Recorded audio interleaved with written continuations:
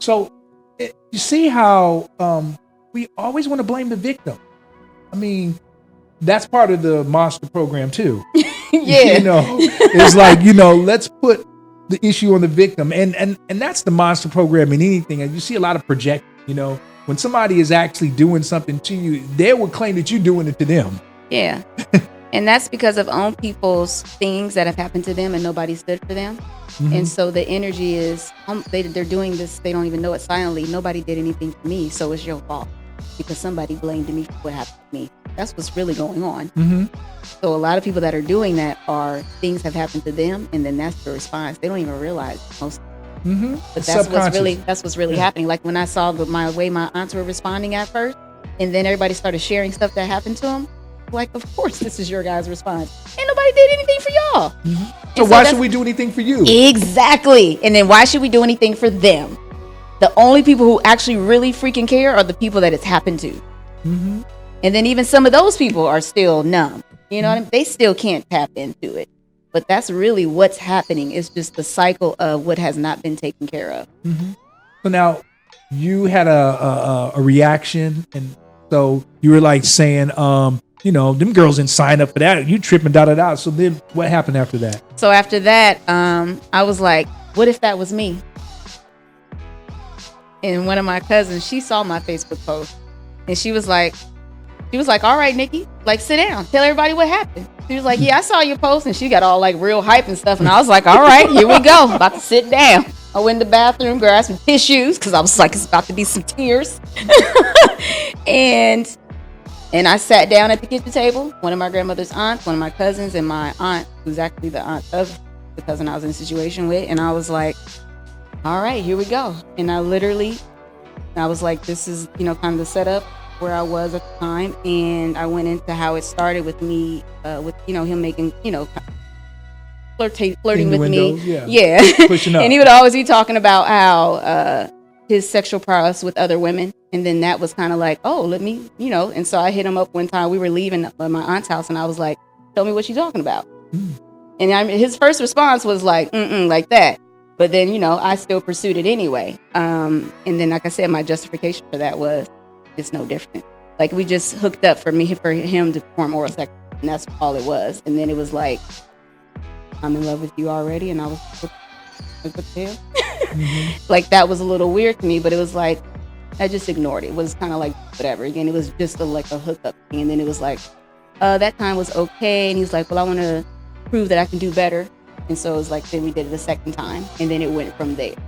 And that was literally how it started. Just from me, hearing what I was hearing and being interested and then initiating it. I don't know for him, like what was in his mind, as far as saying don't do it or do it. But he did it too with me. Like we both, obviously there's something in both our mindsets that made us go, that's okay. You know what I mean? Because I know I got some other cousins that would have been like, Nicole, sit your little fast ass down. So, you know what I mean? So it was like two victims coming together. I remember even one of the first or the second night, us kind of like talking about the bad things that happened to us. Like when the girls mentioned that on the Rkelly thing and him saying all these things that happened to them, it's kind of like people, we bond over our pain. That was one of the initial things, us bonding over our pain, and that becoming a thing. And I see that, and I see that in a lot of my relationships. Me talking about this hurt that I went through, hoping that I don't ever want to experience that again. Me just needing a place to get that out. That never got out anywhere else, except into relation to men. You know what I mean? So that's how it got. And then once I moved into the house with him, that's when it went bad. And we had other cousins staying there, and ended up he got in fights with everybody so that everybody else would move out. And then isolation. That's part of the rule book too. Yeah, I didn't know that step at the time. Isolation. And when my cousins left, I found this out when I was having a conversation with my family. One of the cousins was like, "Yeah, I think something strange going on over there between their relationship." And I was like, "Damn, that's somebody new didn't say anything." So now you have this trauma. It's inside of you. You've been talking about self-help. You're always seeking to be the best person that you can possibly be. Yeah. So now you told me off camera that you were taking a class called MITT. Yes. So now talk about the tools that you actually were given a chance to utilize and how important and how do you transform that trauma? And, now how does it show up? So I just recently did 2 courses with MITT. It stands for Mastery and Transformational Training. They have a basic course and then they have an advanced course. So it's 5 days for each course. And basically think about therapy, like 10 years of therapy compressed into 5 days, and all the hours that are covered in 5 days. And literally it brings up all the stuff that you haven't tapped into, touched, like I don't want to go there. All the stuff that's in the way. You know what I mean? Like I said, you can't even get to that stuff in a one-on-one a lot of times. Like you just can't get yourself to go there on some things. Or there's a lot of stuff you forget about, but they literally take you through these exercises. How does that group activity allow you to, to become so more? There's these visualization exercises. So you have an instructor for your course or whatever. And then, there's periods, it's like turning the lights down, there's a song playing, and you might be broken up one-on-one with somebody or in a small group or by yourself.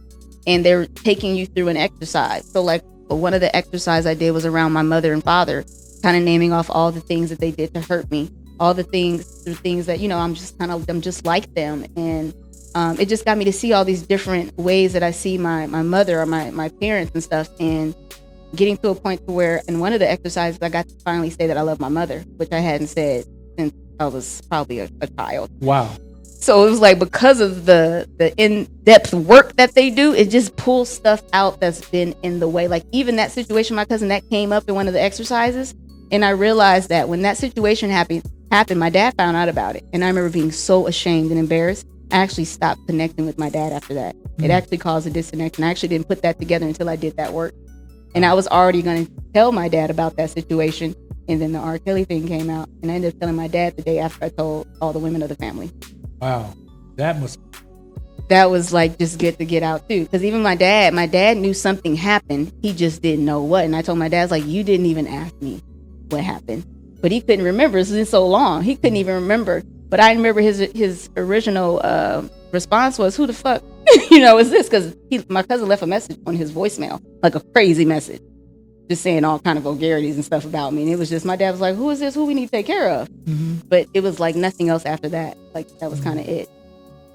So now it's transformed. Mm-hmm. And now how is it showing up in your life? I know for me, when I transformed, I felt like weight was lifted. Yeah. This little knot that was over here that had been there for the last 15 years and only would go out for like 10 hours after the massage. Yeah. It was suddenly gone. Yeah. So what's your... So the transformation for me is after doing that work, it opening up a space for me to use my voice and in an empowered place. I got to realize my power.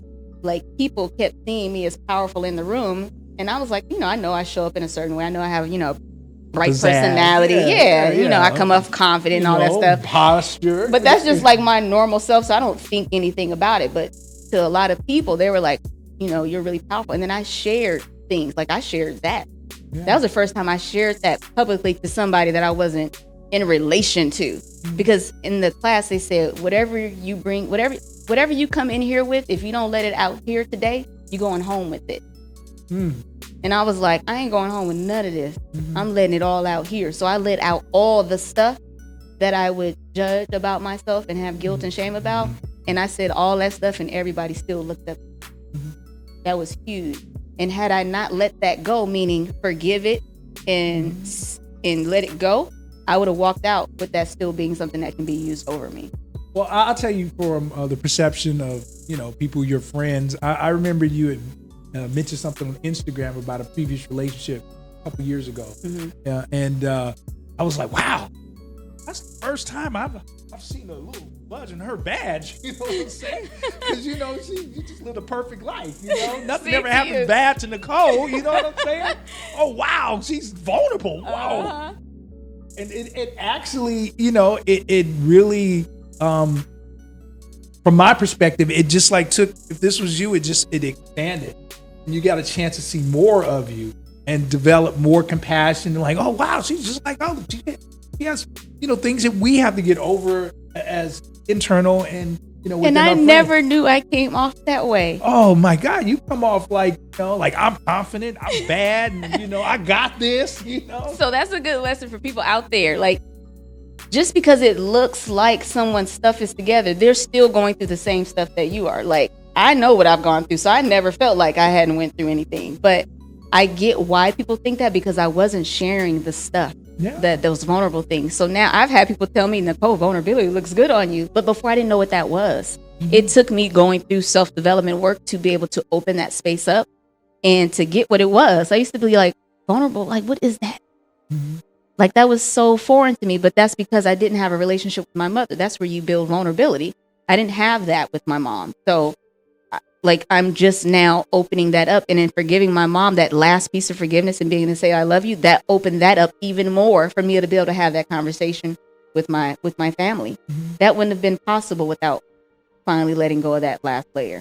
Like, even in my mother's response after everything that was said, I was like, wow. I was like, I just told this I loved her, and I'm still not getting the thing that I would think that I would get, and I had to be okay with it. Gotta be. Had to be okay with that.